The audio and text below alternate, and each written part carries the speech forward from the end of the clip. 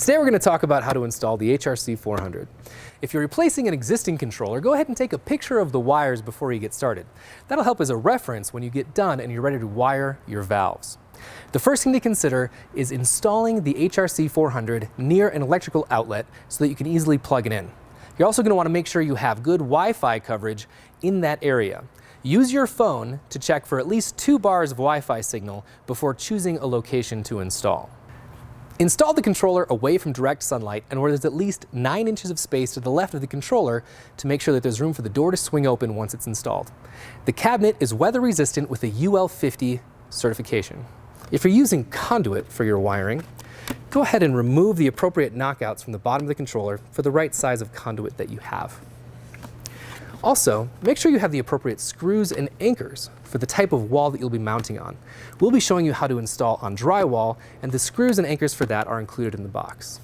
So let's go ahead and get started. You're going to be mounting it about eye level, so select a good location for that and drill a pilot hole. Make sure the drill bit is the right size for the anchor that you're using. Once you've done that, go ahead and put in one of the drywall anchors into that spot. Make sure that's as flush with the wall as you can make it. Next, put a screw into that space, but leave about 3/8 of an inch to hang the controller on. Next, hang the controller and make sure that it's level. Next, you'll drill another hole through one of the knockouts in the back of the timer and into the wall.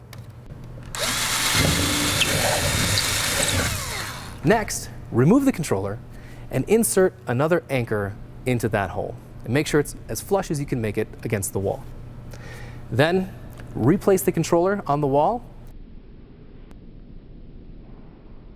and put a screw through the knockout into that anchor, snugging it up, making sure it's tight. There you go. And you're ready to wire your valves. We're going to start by giving an overview of all the terminals inside. From left to right, the first 2 terminals that you have are for the 24 volts of alternating current going out from the controller. This is for powering external accessories or other things outside of the controller. The next 2 terminals are your sensor terminals. There's a little wire jumper that's pre-installed in the controller. Don't remove those wires unless you're actually installing some other type of external rain sensor or other sensor. Next, you have the common terminal. This is for the common wiring coming from your sprinkler wires. And then next, after that, you have a pump terminal. This is for providing a signal to start pump start relays.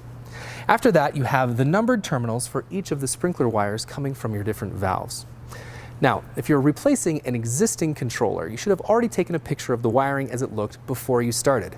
Use that as a reference now to make sure you're installing the correct wires into the correct terminals. So the next thing you'll do is take your sprinkler wire and feed it up through the pre-molded hole in the bottom of the controller. Fan them out so that the wires are going to the right places, and then start by installing the common wire first. Simply place it in and screw it down. And then following the picture that you would have already taken, or just using the correct colored wire for the valves that you're using, go ahead and connect the rest of the colors.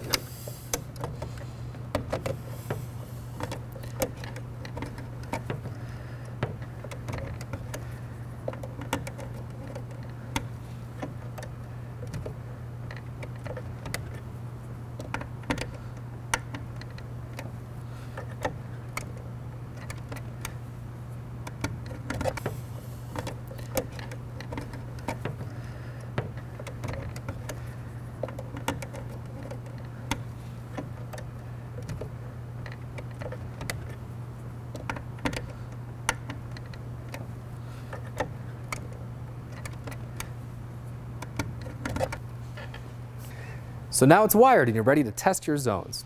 For more Bhyve video tutorials, be sure to visit our YouTube channel.